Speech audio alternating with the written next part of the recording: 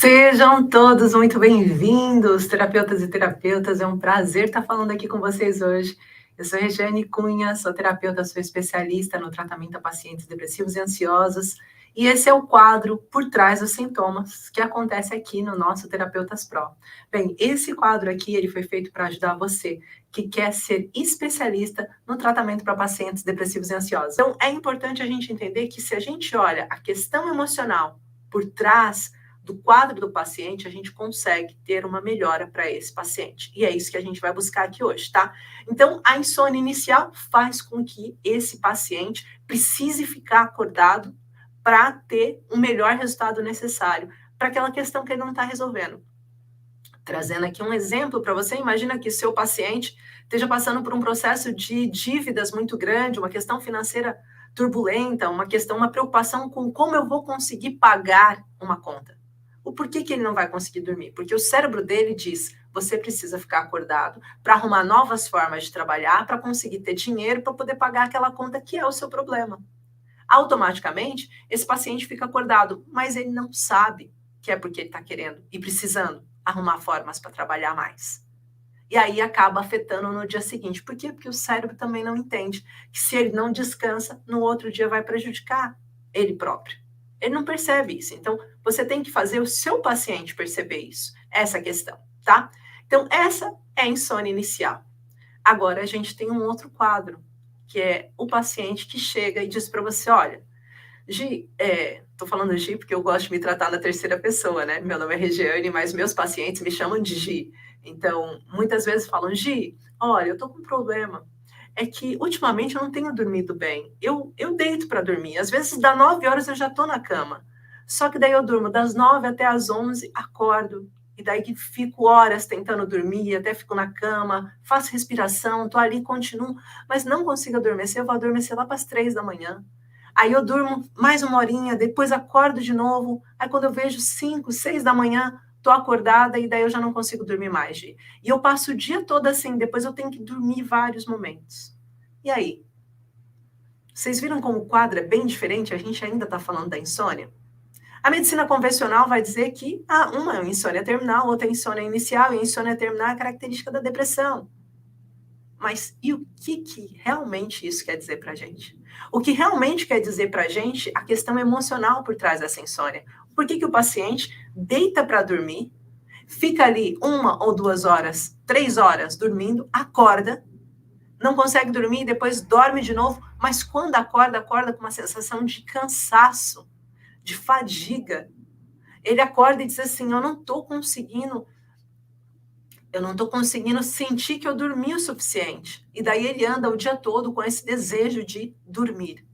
Se a gente for pensar o conflito emocional por trás da depressão de uma forma mais abrangente, né? Se a gente for falar de uma forma abrangente, sem olhar os sintomas cada um e o que aconteceu com esse paciente de forma traumática que levou ele à depressão, a gente vai chegar num entendimento básico. O conflito de sobrevivência da depressão, ou seja, o que está no cérebro reptiliano ou no cerebelo desse paciente fazendo com que ele fique em depressão, é porque ele precisa ganhar tempo. Vocês viram como é diferente? Na ansiedade, ele precisa acelerar o tempo para resolver mais rápido, porque ele não está conseguindo resolver. Na depressão, eu preciso ganhar tempo. Por quê? Porque eu estou ferida demais. Porque há anos que eu estou tentando. Por isso, a depressão normalmente traz essa letargia e esse estado depressivo que se estende, né? Então, na depressão, eu preciso ganhar tempo.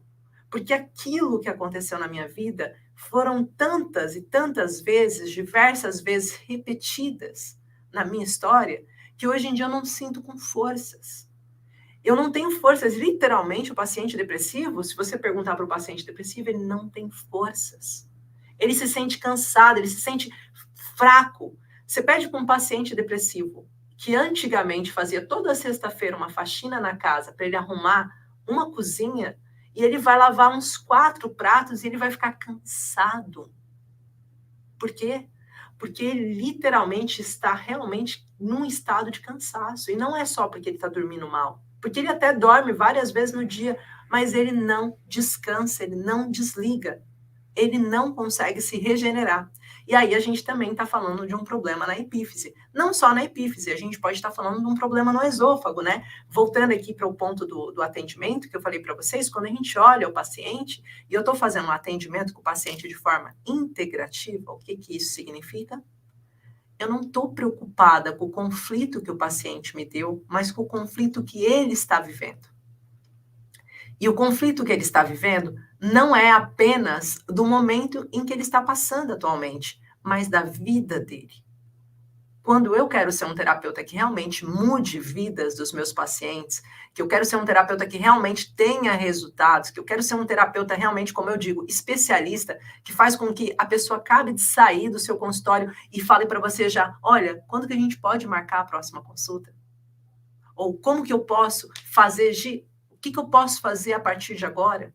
Porque ele confia em você, porque ele sabe que ele não vai só se sentir bem, né? Às vezes, a gente, como terapeuta, né, no início da jornada, eu imagino que você, que seja terapeuta, independente da área que você esteja atuando, às vezes você, no início, você fala assim, bem, hoje eu estou aqui, eu vou atender esse paciente, eu estou sentindo que ele está melhor. Mas como que você realmente quantifica o quanto você ajudou ele? Ou foi só aquela melhora? Quem nunca foi num terapeuta, foi fazer um atendimento em que eu saí melhor, mas dias depois eu estava mal? E por que isso acontece? Porque às vezes a gente não chegou nessa base profunda. Então, o que eu quero convidar você, quando eu falo de ser um terapeuta especialista, é você conseguir ter segurança no seu atendimento. É você conseguir olhar para esse paciente e mudar a vidinha dele, de fato. É você falar assim, olha, isso está acontecendo porque isso, porque isso, porque isso, porque isso. Né? Eu costumo falar, eu mapeio o meu paciente quando eu faço um atendimento com ele. Eu mapeio ele inteirinho, de forma integrativa, não só de ponto isolado. Ah, você está com um problema respiratório, você está com bronquite, e a sua bronquite, ou seja, você está com depressão e bronquite ao mesmo tempo. Ah, mas vamos entender, a sua depressão é uma coisa, a bronquite é outra. Não, por que a sua depressão traz bronquite também?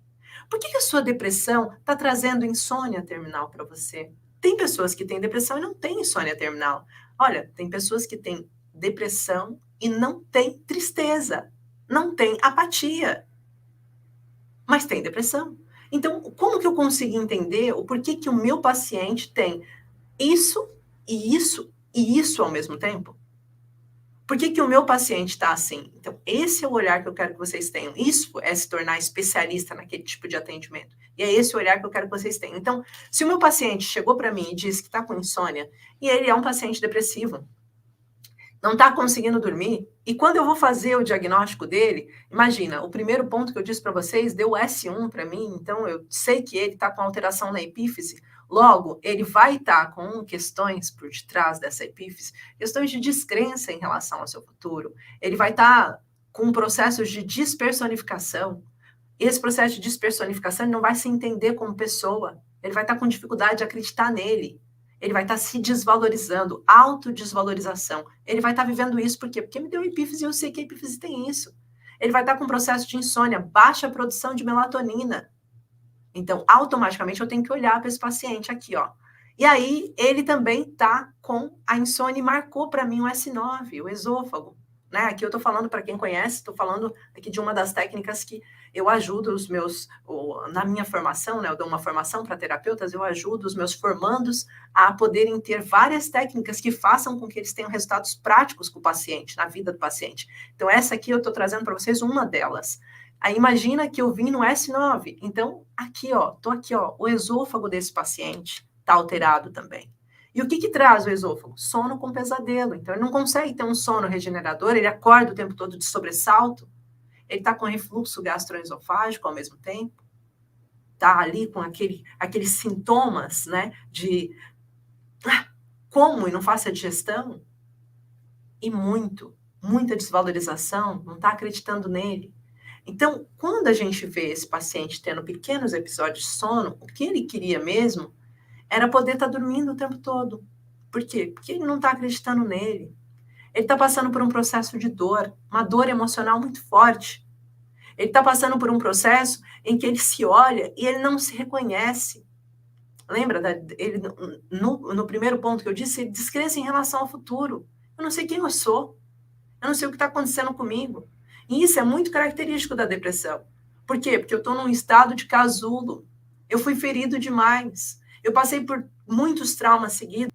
Então, quando isso começa a acontecer, eu começo a sentir essa dor e eu preciso me esconder.